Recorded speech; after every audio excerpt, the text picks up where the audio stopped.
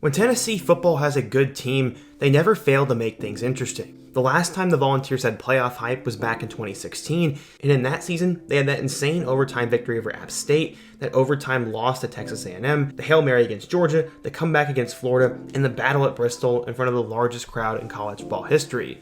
Unfortunately, they trailed off towards the end of the year and missed the playoff. In 2022, a similar type of season has happened. They went to Pittsburgh and won in overtime, beat the crap out of LSU on the road, had that unbelievable finish against Alabama, and that wild ending at home against Florida. Fortunately though, the Tennessee football playoff dream is now over after they just got thrashed on the road by South Carolina. Yes, Hendon Hooker went down at a crucial moment, but let's be real.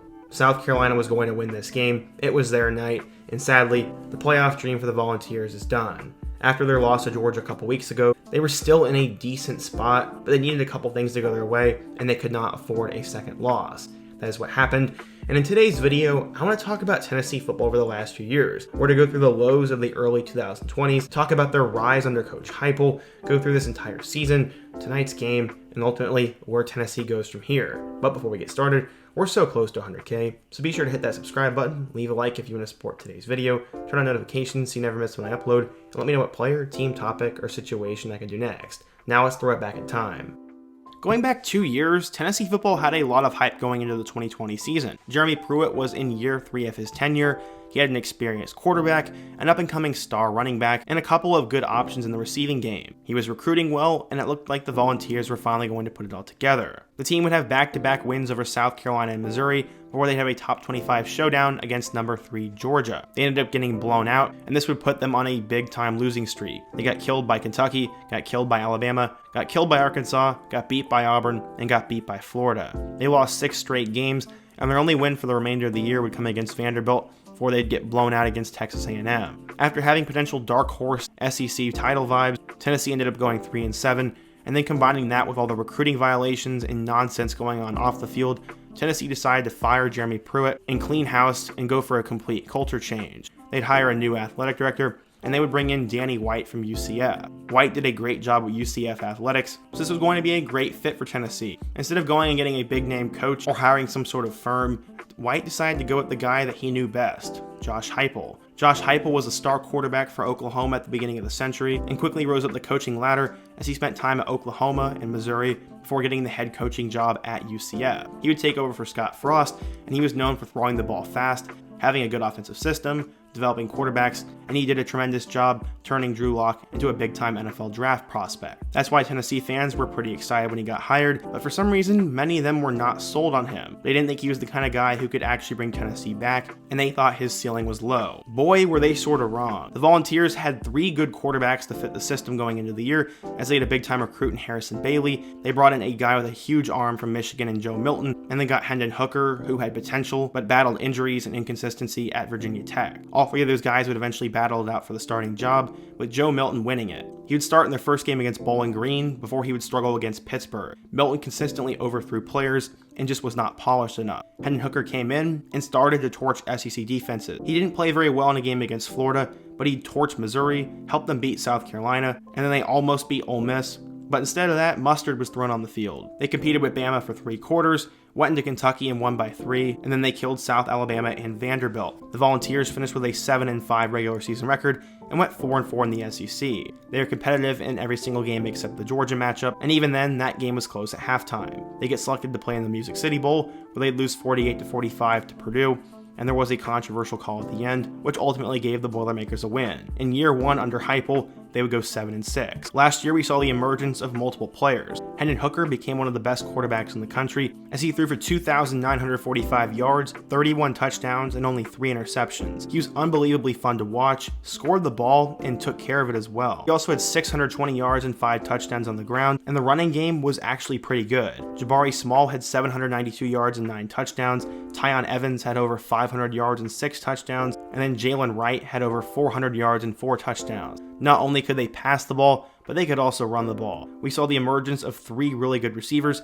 as Cedric Tillman became all-conference with 64 catches for 1,081 yards and 12 touchdowns. Velus Jones Jr. had 62 catches for 800 yards and 7 scores and eventually was drafted by the Chicago Bears. Javonte Payton also had 6 touchdowns and he is somewhere in the NFL. Some were worried how Tennessee was going to replace these weapons going into this year, but as of right now, they've been completely fine. Despite having a pretty good season, the Volunteers were not ranked in this year's preseason poll, but they would quickly prove everyone wrong. In their opener, they'd kill Ball State 59-10, before they'd jump into the top 25 and have to go on the road to play Pittsburgh. There was some struggle early on for Tennessee, but they ended up getting it together and won 34-27 in overtime against the number 17 ranked Panthers. Hooker had a spectacular night, and he would continue that on against Akron. They would beat the Zips 63-6, but they'd have a major loss as Cedric Tillman would get hurt, and he has not played in their last 2 games. Tennessee decided to continue the momentum on as number 20 Florida came to town. They dominated the Gators in all facets of the game, but unfortunately they let up a late comeback, and Florida actually had a chance to complete a Hail Mary,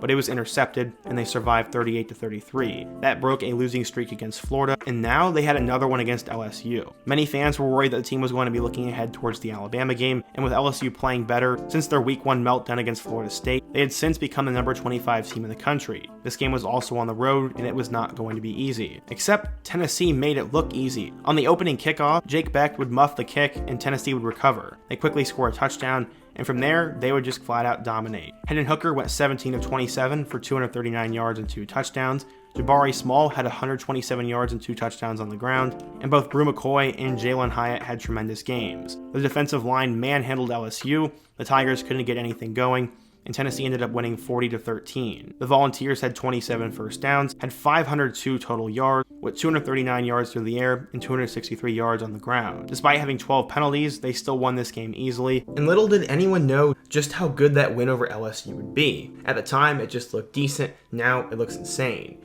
After that game, Tennessee would be challenged with what would be their biggest game in years. Number 3 Alabama was set to come to Rocky Top. They had not won the game in years. This was Tennessee's best team in a long time. They had a Heisman contender at quarterback, and if they were ever going to beat Bama, it was going to be this year. That's why personally I decided to go to this game, and it was the most insane experience of my life. After Tennessee put up big touchdown after big touchdown, Bama found a way to stay in the game and eventually took the lead. As we all know, they ended up blowing it at the end, missing a field goal, and Tennessee had 2 miracle completions and then a wobbly kick that went in through the uprights that caused pandemonium. I was literally in the top row of Neyland Stadium for this game, and I watched as over 100,000 people went on that field. They knocked off the Crimson Tide 52-49 for the biggest win in a long time, and now Tennessee was headed towards the playoff. They had beaten the Goliath on their schedule, and the hype was unbelievable. After that, they had a tune-up game against UT Martin before they blew out number 19 Kentucky 44-6,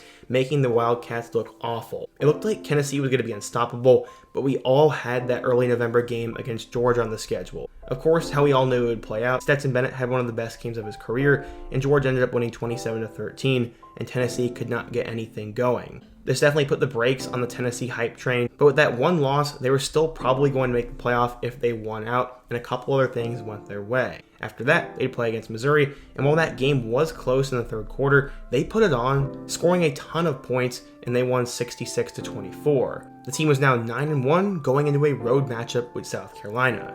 The Gamecocks have been incredibly up and down all year long, as one day they get blown out by Florida and lose at home to Mizzou, and other days they go on the road and beat Kentucky. You just never knew what South Carolina team was going to show up, but after their beatdown against Florida, many assumed that Tennessee would go in, cruise, before they'd go to Nashville and take care of Vanderbilt and await their playoff spot. Except South Carolina had other plans. From the get-go, the Gamecocks' offense was electric, the stadium was on fire, and Tennessee could not get in rhythm. Found themselves trailing at halftime, and coming out in the third quarter, Hendon Hooker was ready to lead a comeback, but as we all saw, he tweaked his knee, and I hope he's okay, but it looked pretty serious, and we all knew at that point the game was over. South Carolina piled it on and won 63-38, knocking Tennessee out of the playoff, destroying their season, and giving complete heartbreak to Volunteers fans. It was an absolutely crazy night of college football, and this was probably the craziest game of the night, but it is really sad. I've become a soft-spoken Tennessee fan, that's why I make so many videos on them, and I really wanted to see the Volunteers make the playoff this year, and I really liked Hendon Hooker, so this is very unfortunate,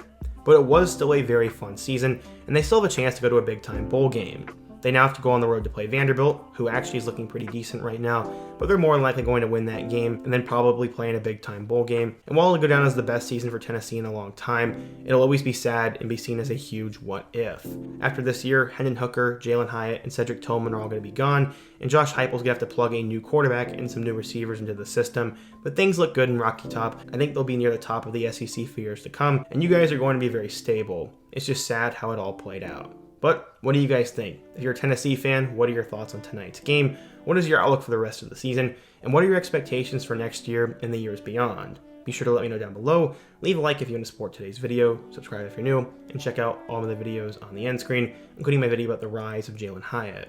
I hope to see you guys again soon, but until next time, peace.